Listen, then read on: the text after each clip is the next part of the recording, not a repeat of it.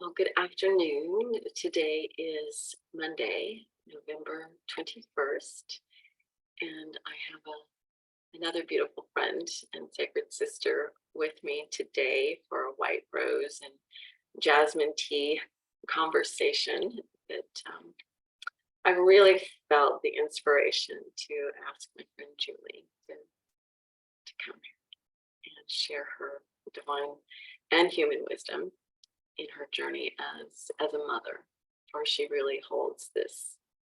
She holds the mother's heart so beautifully, and we've spoken about this. I think you've agreed with me that you've even said you feel you were meant to be a mother. Yes. That is like your purpose here. Yes, absolutely. And thank you for inviting me here today. I'm very blessed and happy to be here. Thank you. And I need to, well, I wish to give some elaboration to how I know Julie. So I don't know how many years it's been, a long time. It's been a long time. So Julie came as a client, and then eventually I hired her to work at my front desk, and things have shifted, but she's always been with me in some way, shape, or form, doing she speaks workshops, the meditation. Even now she still comes in and does administrative work for me on a part-time basis. And I want to acknowledge you because I know you know this, but I don't know if you really know how important it has been for my journey to know that I've been held in sacred space. You're like the epitome of being able to hold space for people. And I know you know that, we've talked about that too. Because you taught me that. I learned that from you, so thank you. Well, okay. Well, thank you then for mirroring it back for me, because as you know, I would get stressed. I would say, this is the last one we're going to do, and yet we do it again. and we did this, I don't know, 3 years on a regular basis. So thank you for, I feel like you hold that in a place of mastery. I really feel like you do. And so I want to. Well, thank you. And acknowledge you for that. my brother's being called in right now. I'm feeling his presence because when he was here with us on the airplane, I used to help him with his catering business. And there was a lot of things that I did for him that I'm now kind of doing for you. And it's very interesting, like behind the scenes stuff. So I think that's interesting how that's played out and how we're led and prepared for our journey, even if we may not realize it at the moment. Well, I love that you said that, because I feel like nothing is ever wasted. All of our experiences are guiding us and supporting us and giving us gifts and wisdom that we may not even recognize Right. in the moment. Absolutely. And, yeah, so I want to say thank you to your brother as well, because you always have this place of, I know you're in a creative process, because I couldn't always tell you what to do in the moment. Like, right. I'm not there yet. Right. So thank you. Right. So you're welcome. You're welcome. And I have to say thank you to Dr. Sharif also, because I was seeing him for like 2 or 3 years, and he kept saying, you have to go see Dr. Cheryl. You have to go see Dr. Cheryl. And then when I finally met you, I made the connection that I remember seeing you at the gym years and years and years ago when I went at 5:30 in the morning. And I was always there was a connection there. Like you would always catch my eye, like, oh, there she is on the stair machine. And I believe that was the universe preparing me, reaching out to me, saying this person is going to be an important connection in your future. Or we've had a soul connection for a long time. I think so. Before I even knew that. Right. That's the small world. Yes. And yet I think when we're guided to connect to the souls that will support us, they come into our lives. Right.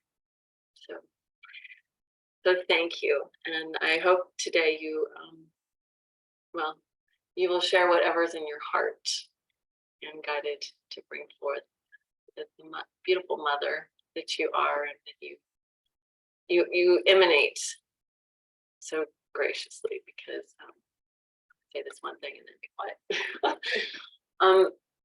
It's that place of allowing people to find your children. I mean, that's my sense. You know, I know I've had to step back and allow my daughter in the safety of her choices, but I really feel like you've done that immensely with 3 children. And that may not have been always the way. Right. Back when I was a younger parent, I felt like I had to have it all figured out. And then you learn over time that you hold their hearts in their hands for a while, but then you have to let them go to discover themselves and to learn what their soul came here to learn. And then also I remember thinking that when they were born, I've learned this in the past several years in my spiritual practice, that when souls come to us, we birth them. And it's such a privilege, because when we birth them, they're not ours. We just allow them to evolve and become the soul that they're meant to be. But that also involves letting go as much as you want to hold on. So as they're born, you're holding tight to keep them safe, but then as they get older, it's a letting go. It's a gradual process of letting go so that they can become their true authentic self. And they choose us. Yes, I believe they do choose the family that they incarnate into to learn the life's lessons that they've agreed to come here to learn. I know that, sorry, I feel like I have a tickle in my throat. I did this was years ago, a meditation where we went just before we were born. I don't know if I've told you that. We went up to before we were born, and we were looking down and why we chose our parents. And that just always just really connected to me. And I remember choosing my parents because I saw a light, like them in an embrace, and a light that they held. And it was like there was just this love that I was attracted to. And so I've even, I don't know that I've shared that with my daughter, but I feel like, she chose me. And all 3 of yours have chosen you and your husband for the journey, their beautiful journey. Yes, and I believe that we come here to learn lessons as well. And I just feel very fortunate to be here with the experience that I've had as a person who's been adopted. I chose to come and experience this life. One of the things that I chose to come to experience was the adoption process and the experience of abandonment and healing from that. And so I think you had asked me this question before, and I had to really think about it, because at first I was just like, I have no idea. But I think you asked me, what have I learned from having 2 mothers? What did I come here to learn from the adoption experience and having 2 mothers? And I feel like what I've learned from that is I had to come here on Earth and experience the abandonment process so that I could move into a position of helping my children break cycles of abandonment and other things so that we could heal some wounds and break some cycles for them. I hope that made sense. Well, I feel it's about, we can carry wounds within families. Right. And my sense is you may have actually helped multiple families, not only ancestral families from, let's say, your birth mother or your birth father or your adopted mother, adopted father, whatever those are, so that it could, that's a big deal. If you think about it, most people, when they're dealing with 2 family lineages, you're actually connected to 4, Right. that you're healing. And And it does feel overwhelming at times. It does. But then it's such an incredible blessing too. yeah, and you do know all of them. Right. Like, I mean, not every adopted child gets to know their. I mean, and I just really feel like there's been this beauty of if we look at it from a higher realm, this beauty of, and I'm not saying it was easy, but a beauty of you being able to actually kind of bring I don't know if it's closure or the connection, but by having the connection, you actually bring some healing, which maybe some people don't. Yeah, you would. I know. I'm sure from the connection with people that you've talked to, people who've been adopted, and yeah, I've been not incredibly easy. blessed in my adoption process. The only thing I can say about that is that I think it was meant to be in this lifetime, because you're right, some people don't have that experience, and maybe their soul signed up to learn lessons. It's really difficult. It's a difficult thing to look at, but I've been incredibly blessed. Back in 2000, I had 2 children. I had 2 girls at the time, and they were very young. And I remember going to the doctor's offices my whole adult life, filling out the questionnaire saying, I don't know, I'm adopted. I don't know, does heart attacks run in your family? I don't know, I'm adopted. So I remember feeling very, very strong when my children were born. And that feeling just became stronger and stronger until the year 2000, when I reached out to find them. But leading up to that point, I was in a Bible study group at the time of some wonderful women, and we prayed over the timing of the reunion. If I was meant to find them, that it would be at a good time for both of them, for my birth father, my birth mother. And so I started researching. I remember the internet being fairly new to me at that time. So I started searching on some web search engines, and I thought, this is just strange. This doesn't feel like this is how I'm going to find them.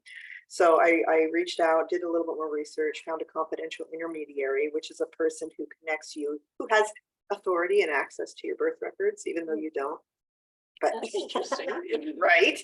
So this wonderful woman found both my birth parents, and I talked to them. I don't remember now what day. I used to remember in my head exactly what day it was, but I know it was the year 2000.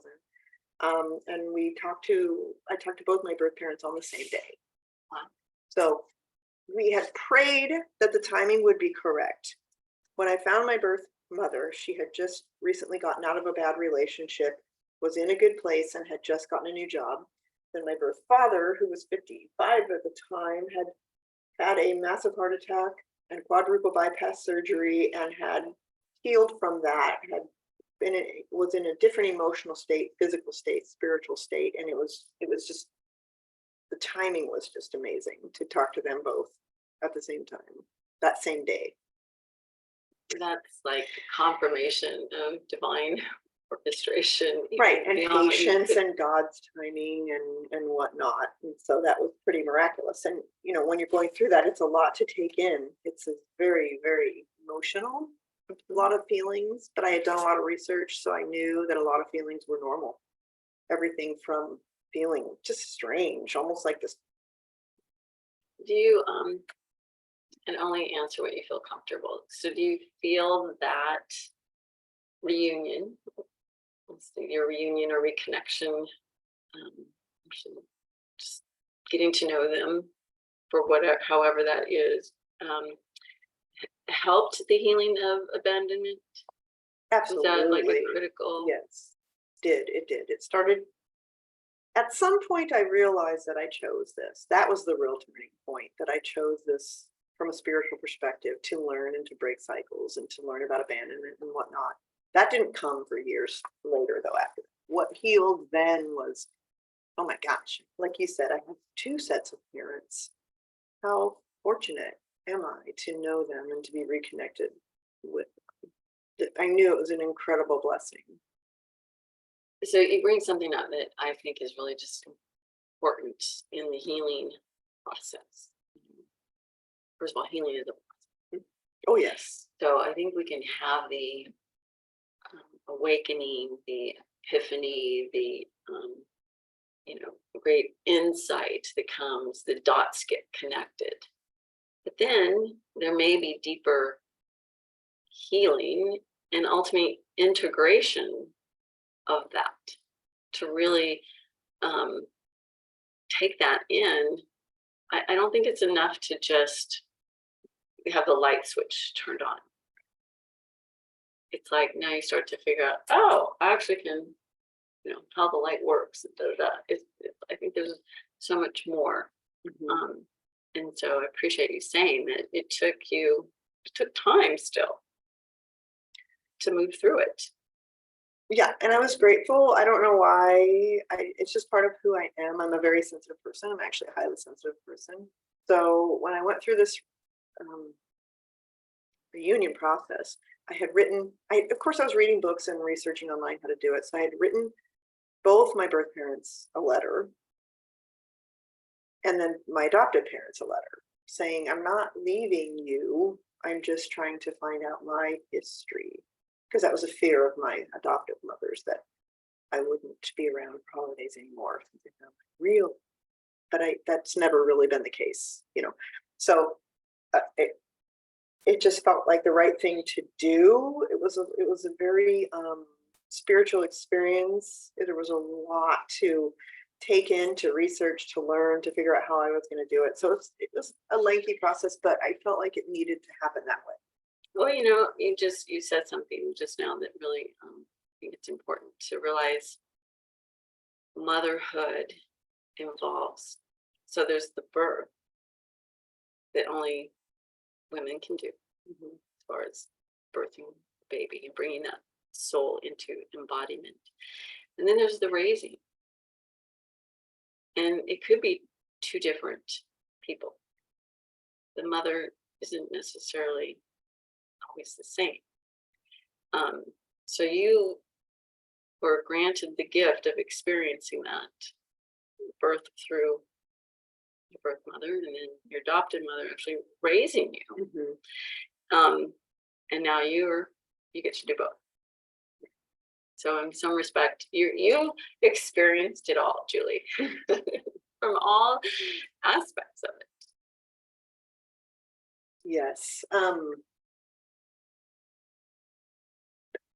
I think I didn't even know what was happening at the time, but I had to emerge as my own person after being raised in my adoptive family. And I knew they loved me and they provided for me, and I had a wonderful life that way, but I was not like them. So it took me a long time to figure out it's okay. I need downtime. I need quiet time. I need time to journal. I need time to use tarot and oracle cards to ground myself and to lead and guide me for the day. And it's okay not to go. And anyway, it just took me a while to find myself. And I feel fortunate that I had the wherewithal, that I had this something inside me that was drawing me, leading me to that, connecting me with people in the universe, helping me on that journey. Which is good wisdom, or beautiful wisdom for anybody, really. No matter, we may not be like our siblings, or right. I'm very sensitive too. From my perspective, I feel like I'm different, than I do more. I need a lot more downtime. So I think what you just said is another pearl to add, because it's important that we all seek what is our ideal, what's our ideal expression, our soul expression, our human expression, and knowing what is it that we need to grow, right, and to blossom.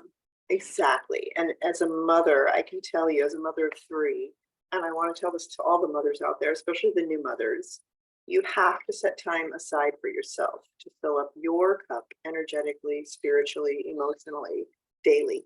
And because this has to become a practice, just like you're feeding yourself and you're drinking your water and you're taking a shower and you're going for a walk, that has to be a part of going for a walk might be that time away from your children, but it's the emotional support, filling up your cup that has to be part of your repertoire, your everyday practice to remain a, I don't want to say good mother, but to remain, I'm looking for words here. So you're not depleted. Right, so You that know? you have something to give. You're filling up your tank so that you continue to have something to give your family as well as yourself, you know. So do you feel you were conscious of that from the beginning, or did that come later? Came later. At the beginning, I think even anybody that has a spiritual practice would be challenged with two children under 8. My daughters were 18 months apart, and then Kenny came 4 years later. So it's a very challenging time because you're dealing with sleep deprivation, and Constantly. you have to meet their needs and drop what you're doing and be there for them when they're younger, and then as you get older, you have to kind of find your way back from that. But it's to maybe make, like, I'm a person who needs something to look forward to stay motivated. So maybe from even a young age, to the best of your ability, if you have a coffee date with a friend weekly, that's important. And for me, it works because it gives me something to look forward to. You know, oh, today's been really rough, but I know I'm going to meet with so-and-so on Wednesday for coffee, and that'll give me a little break. See, it helps you get through those difficult times. So for me, it was always working out. So I used to run, and what I discovered is I did not want, they had those jogger strollers. It was like, I need a break, especially when you're very sensitive, and I was already back out into the work world. It's like, I'm going to go to a class and we're going to have to get a babysitter. My ex-husband was going to go work out too, because I need that downtime. And it wasn't that I didn't love my daughter. We went on walks, but it was like, I need this for me, and I still. Right, and there you said it. It's not that you don't love her, it's because you love her, and it's because you want to be the best mother that you can be. You know that you need that time away from her. But when you're engulfed in that, when they're so young, that's a really difficult time to remember that, because you think, oh, I have to be the best mother I can be and meet every need, but really stepping away from them and getting a break is one of the best things you can do, and honor that. As an adoptee and having abandonment issues, it's so very difficult for me to do that. Embrace it and actually enjoy it. So you brought something else up that I feel is important to touch on. It's that place where as they get older, it just, the responsibility changes. It's not so physically demanding. And now you have the more emotional and mental and spiritual. And, I know how challenging it was with one. And you've had 3. I mean, can you touch on just, I guess, just, I don't even know if it ever really ends, because even when they're in their 20s, at least it's different. It is different. It is. When they're younger, it feels more physically challenging because you're literally following them around, making sure they're safe, and you're probably sleep deprived. As they get older, I remember thinking, oh, it kind of shifts into an emotional place where it can be exhausting emotionally. Trying to figure out how to handle different situations that come at you with different kids. So you've got 3 kids all doing different things, and you're having to figure out when to step in, when to let them figure it out on their own, or when you have to possibly step in and discipline, and how you're going to do that. And so at that time, my husband and I were a great team, and we had this pattern where we would kind of talk about it. We always gave ourselves like 24 hours to figure out if that was what we wanted to do, and then we would let them. Well, and the beauty of it is, I'm hearing you. I mean, you may have a certain parenting style, but you have to be a different parent for each child, right? Because they're so different. Which, and I don't know if maybe having your early childhood education background even gave you that sense of, I don't know that every parent recognizes that they may feel like this is the way they parent, and we parent each one. I believe our children teach us Absolutely. how to be the mother, how to be the parent that they need us to be. Yeah. So I want to talk about mirroring. Like I had written some notes down, and I remember when you have your children, they teach you things that you may not want to see, but they are mirrors of you. They will do things and you're like, where did you get that? And then you realize you are doing that yourself. So I have a funny story I'm going to tell you. We were in church one time and my daughter was 2. I think she was like 2. And right in the middle of service, when it's quiet, she stomped a foot and she's like, shit, shit, shit. And I'm like, oh my gosh, where's that coming from? And then I realized that I had, like later in the week, I will do that. I mean, they're like little mirrors. They're literally doing whatever. They're mirroring what they're seeing. So it's an opportunity for us to grow and to improve and to be the best that we can be. And that doesn't mean perfect. I honor mistakes because I know that that's where greatness can come from, is mistakes. And in our home, we've always apologized, not perfectly, but we've always apologized when we've made mistakes. And we understand that a mistake is a learning opportunity. Well, that's something that I've done too. And it really humbles you, especially when you realize, oh, this is happening because of me, what I've done or the situation. Oh, that, it's astounding to go, what? I never said that, but then you realize you do. And even, I believe, and this actually came into my awareness from another friend, where we might see something and you go, you know what, as an teenager or a young adult, or seeing something and realizing it's time for me to reclaim.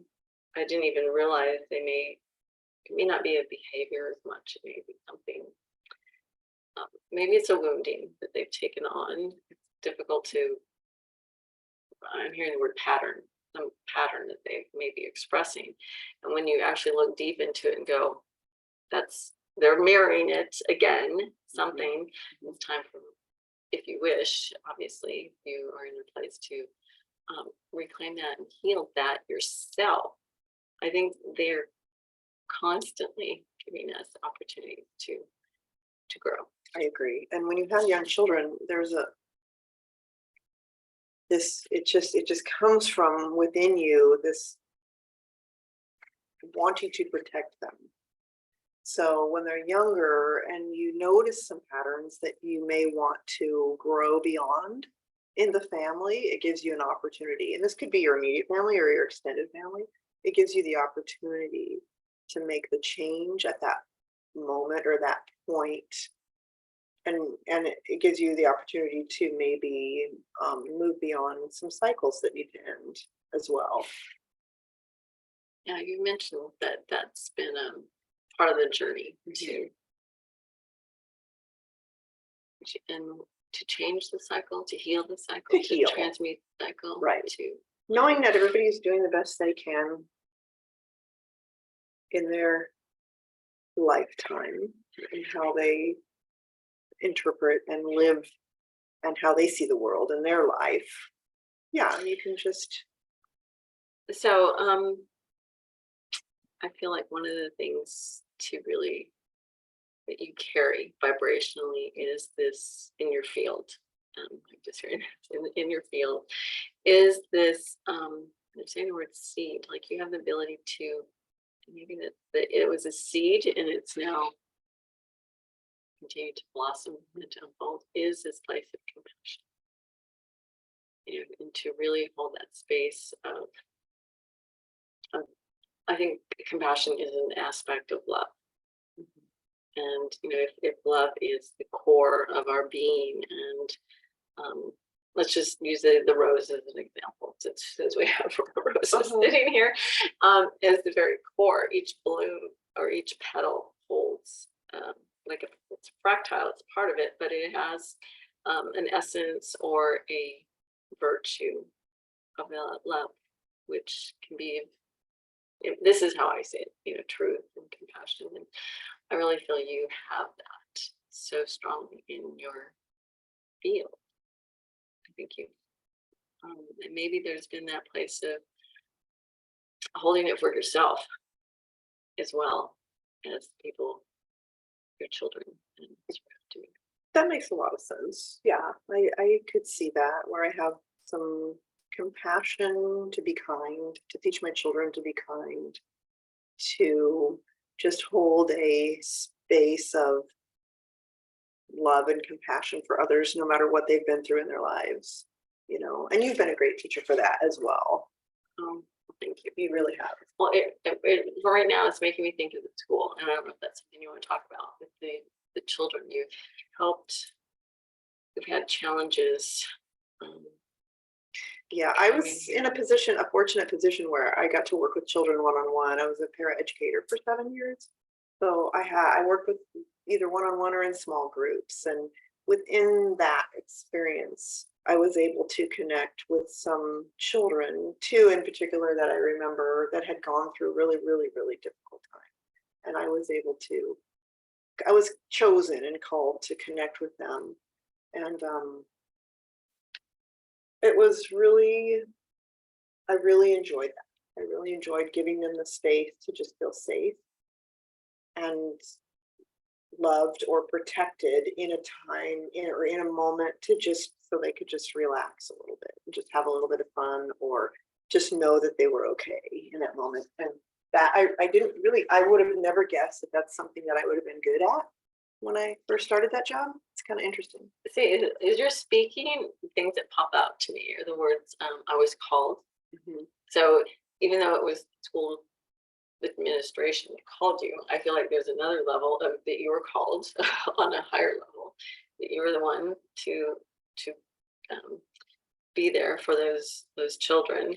And again, I just feel the emanation of the mother's heart, who, sometimes they don't have to do anything. They're just holding that beautiful space where those children felt safe to relax. Right. And sometimes we learn from our experiences. They might not have been the best possible scenario, but then I think that really illuminates the opposite of that. So we want that. We may, like me, in my experience, I experienced abandonment because I was abandoned, or I was adopted and not placed up for adoption for 14 months because I had emergency brain surgery. So I had to be in an orphanage, or in foster care for the first year plus of my life. So I know enough to know that there were some things that happened there that would make me feel abandoned. So knowing that, when you're working with these children,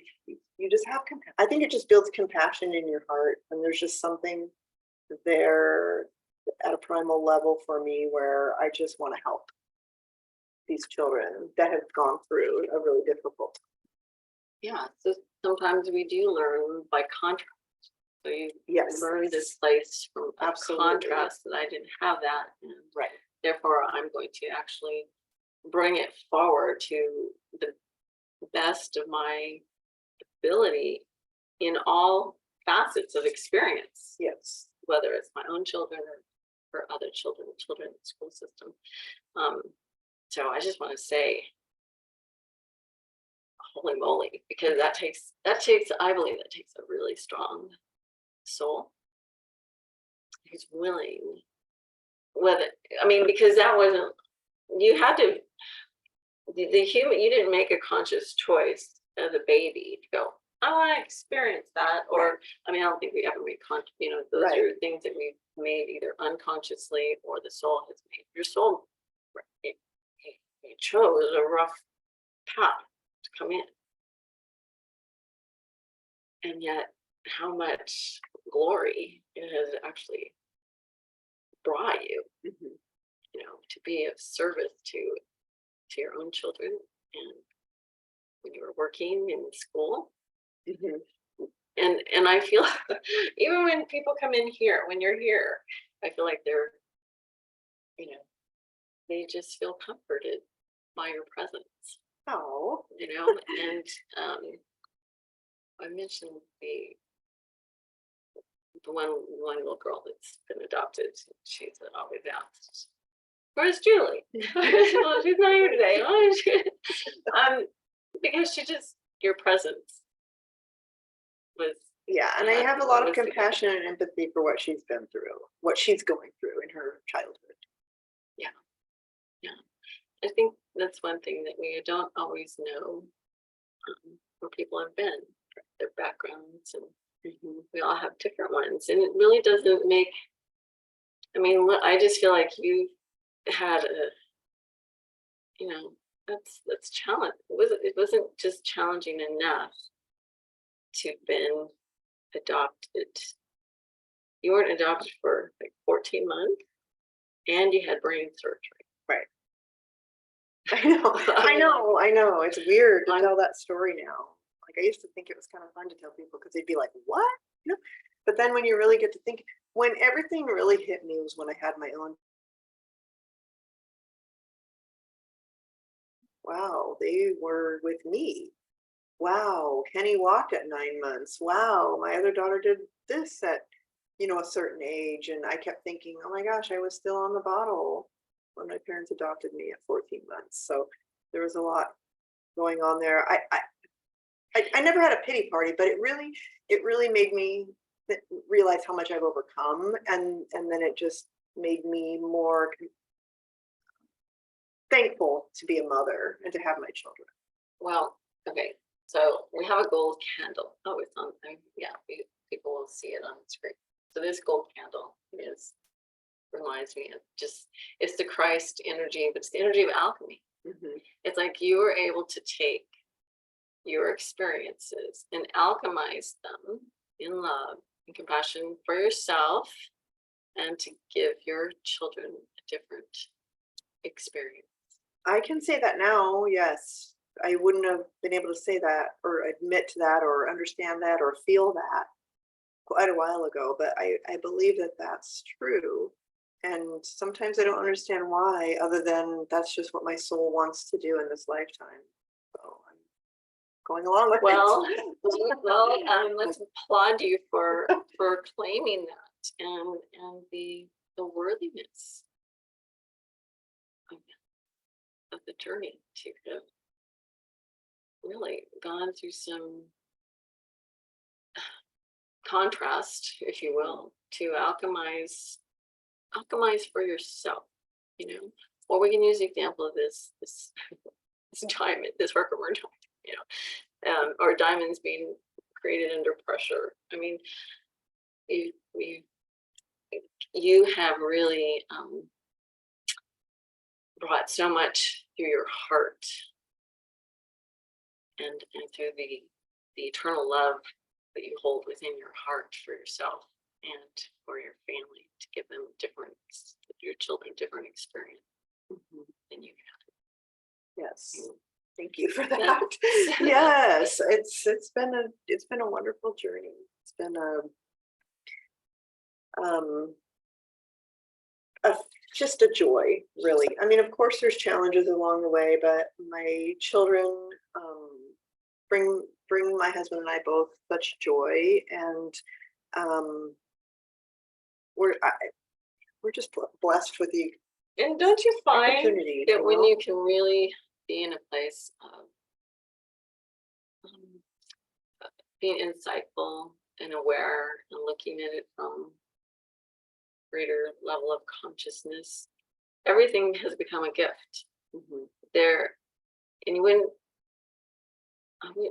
change it, right? Because wisdom isn't necessarily given to us in just here. The wisdom comes from going through the challenges, going through I think it's going through the holy fire to come to the other side of alchemy, So is there anything specific that you haven't shared that you would like to add? Well, I want to say two things about being a parent, two little pearls that I enjoy. One is you have to use humor in your life. All Our of us. son came along, I'm pretty sure that God said, you need some humor in your life. Because Kenny came along and he had this belly laugh that was just so infectious. And his nickname was Bubby. And he lightens the mood whenever he's around. It's just a gift. It's just something that comes naturally. So I think humor is really a must. On difficult mornings when nobody wanted to get going or we were tired and it was a Friday and we had one more day of school to get through before the weekend, we would play music and dance around the kitchen. We did that quite a bit, and it just brings up your energy, your vibrations so easily. That's something that we always used to do. Humor, having fun, being goofy.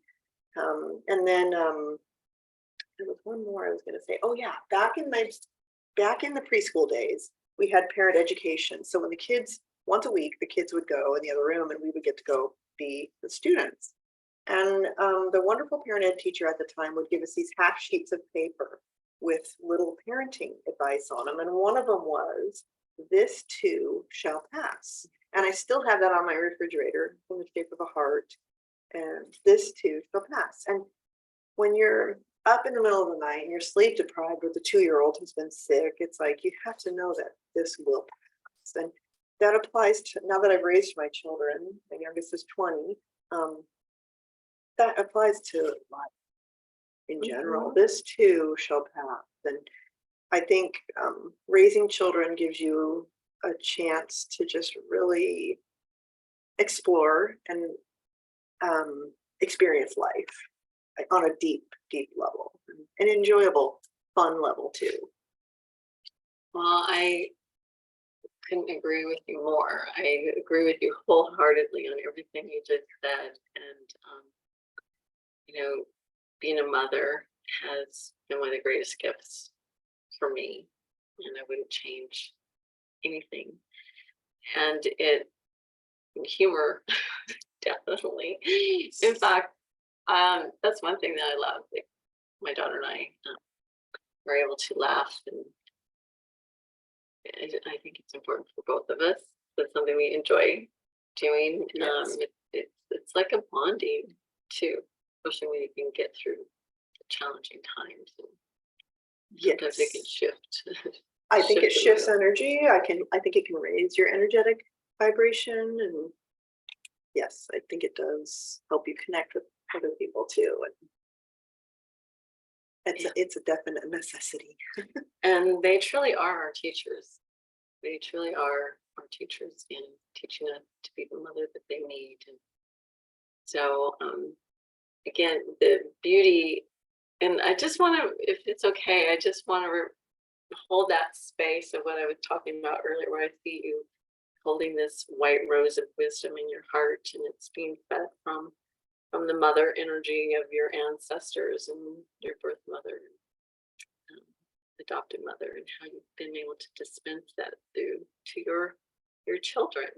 And they will then take it if they become, parents, and they will take that and accumulate more of their own too. Exactly. They will do things their own way, and we're here if they need us, but they're going to experience the world, and the world's going to change. And so they will have the opportunity and the tools to make their own decisions, figure out what feels right for them. I think that's one of the beautiful things is to feel like, you know what, we did our best, and really feeling good about that. And then you have to allow them to find their way as parents. So, yes. Well, thank you, Julie. It's always been a pleasure and honor. May this serve those who are ready to hear and receive any wisdom from your mother's heart too. Well, thank you, Cheryl, for inviting me and always raising me up to a level of love and honor and respect that I appreciate, and I look up to you for, and I admire you for that. So thank you. It's been a pleasure and a very heartwarming and enjoyable experience. And sister, sacred sisters, heart. Thank you. I love you. Thank you.